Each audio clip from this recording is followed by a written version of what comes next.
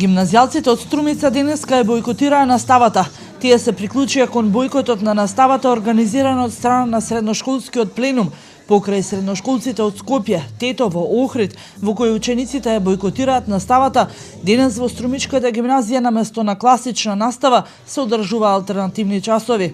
Овој бојкот е нашиот крајен израз на задоволство, откако ние како дел од идентитетот на средношколскиот пленум одлучивме да ги радикализираме мерките за изразување на задоволство за лошите реформи, на кои одлучивме дека нема да останеме без да си го изразиме нашето мислење.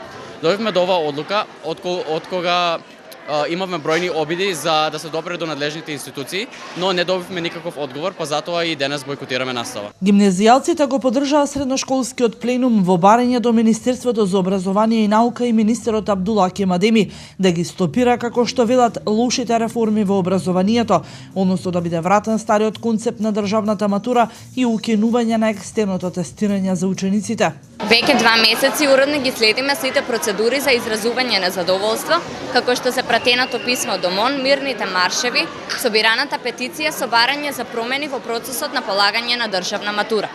Но од надлежните институции не наидовме на разбирање, на повик на дебата, на желба за компромис или пак едноставно сослушување.